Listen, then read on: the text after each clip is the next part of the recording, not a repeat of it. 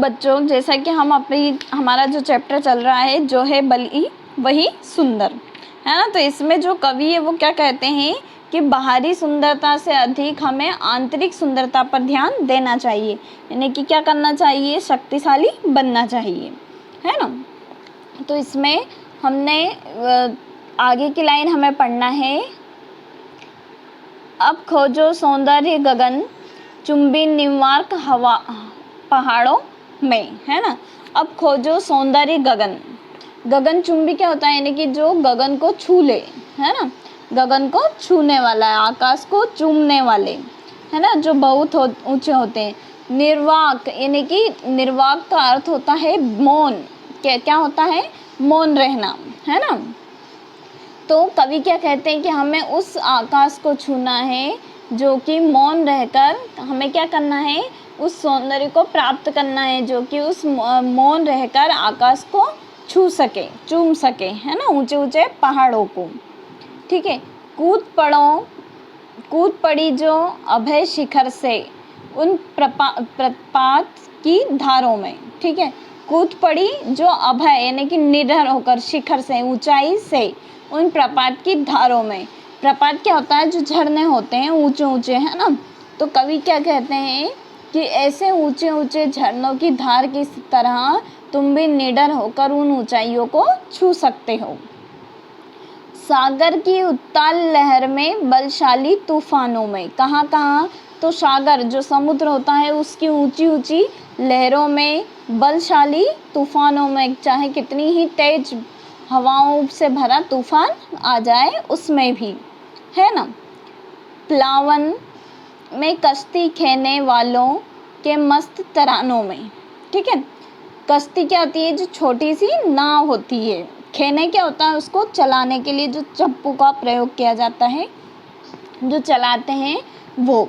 तो कवि क्या कहते हैं, प्लावन में कश्ती, प्लावन का अर्थ क्या होता है, बाढ़। अब बाढ़ में तो कश्ती, नाव चल नहीं सकती है ना।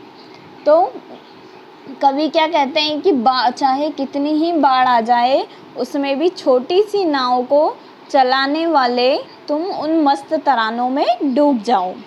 ठीक है। बल विक्रम साहस के कर्तव्य पर दुनिया बली जाती है।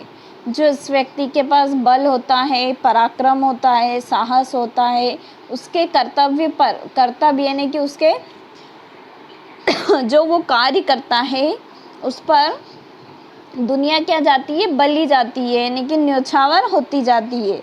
ठीक है। क्या होता है, जिस व्यक्ति के पास बल, साहस, बुद्धि, इन सब का जो व्यक्ति कर्तव्य दिखाता है, दुनिया उस पर बली जाती है, यानी कि न्योछावर हो जाती है, उससे प्रसन्न होती है। ठीक है। और बात क्या, स्वयं वीर भोग्या वसुधा कहलाती है ना। वीर भोग्या वसुधा का अर्थ क्या है, धरती वीरों द्वारा ही भोगने योग्य होती है, धरती पर वीरों का ही अधिकार होता है। तो वीर भोग्या वसुधा यानी कि धरती पर किसका अधिकार है, वीर यानी कि जो वीर व्यक्ति होते हैं, बलशाली होते हैं, वो भोग्या यानी कि भोगने योग्य, वसुधा क्या है, धरती। तो धरती क्या है, उन वीरों की है जिनके पास क्या है, बल है, शक्ति है। ठीक है। सौंदर्य शक्ति का अनुचर, अनुचर का अर्थ क्या होता है, पीछे चलने वाला जो दास होता है वो। तो वो किसका है, सौंदर्य किसका अनुचर है, जो दास है वो किसका है, तो शक्ति का दास है। ठीक है। शक्ति का दास है सौंदर्य, जो है बली वही सुंदर, सुंदरता निस्सार वस्तु है।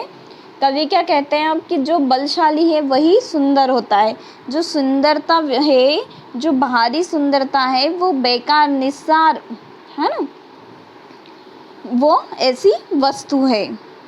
होना साथ में शक्ति, अगर यदि हमारे साथ में सुंदरता के साथ साथ यदि शक्ति नहीं है तो हमारी जो सुंदरता है वो निस्सार या बेकार की वस्तु है, यानी कि उसकी, हमारी जो बाहरी सुंदरता है उसका कोई भी अर्थ नहीं निकलता है। ठीक है।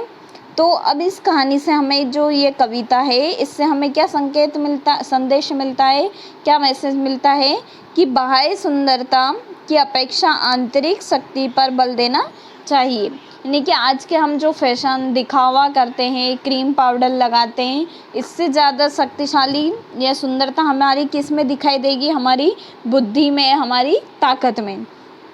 तो यहाँ पर जो कवि है वो इस कविता के माध्यम से क्या कहना चाहते हैं कि हमें बाहरी सुंदरता को छोड़कर हमारी आंतरिक सुंदरता पर बल देना चाहिए, है ना। क्योंकि जो बलशाली व्यक्ति है वही क्या कहलाएगा? वही सुंदर कहलाएगा। ठीक है, तो अब आपको कोशिश करना है कि ये जो शॉर्ट वाले आंसर है उनके 1 वर्ड में आप आंसर ढूंढ सको, है ना। और जो लिखित वाले आंसर है, लिखित प्रश्न के, उनका भी आप यदि कविता के अर्थ को अच्छे से समझोगे तो आपको इनके भी आंसर उस कविता में मिलेंगे। तो कोशिश करना कि आप इनके आंसर को लिख सको। ठीक है, जैसे कि पहला है, दुनिया कैसे लोगों पर बलिहारी होती है ना। अगला है, कवि की दृष्टि में सुंदर कौन है? कवि ने कैसे सुंदरता को निस्सार बताया है? अब इनके आंसर आपको ज़्यादा बड़े नहीं लिखने हैं, 1 वर्ड में लिखने हैं। ठीक है, तो ये जो कविता आपने अभी सुनी है, इसका अर्थ यदि आपने ठीक से सुना है तो आपको इनके आंसर आसानी से मिल जाएंगे। अगला है, रजनी के चांद या दिन के प्रखर मार्तंड से कवि का क्या अभिप्राय है? नकली रूप किससे सजता है और असली सौंदर्य क्या होता है? कवि किस नद और आंधी को श्रेष्ठ मानता है? कविता का भावार्थ यानी कि इसका जो अर्थ है वो क्या लिखना है? बहुत ही संक्षेप में, कम शब्दों में। कवि किसे मुर्दा मानता है? हमने कविता जो पढ़ी है उसमें अर्थ में देखा है कवि किसे मुर्दा मानता है। कवि ने किनमें सच्चे सौंदर्य की खोज करने की बात कही है? ठीक है, अब यदि आपको इन प्रश्नों के उत्तर लिखने में दिक्कत आती है या आपको नहीं भी आ रहे हैं तो आप कोशिश करिए। ठीक है, थैंक यू।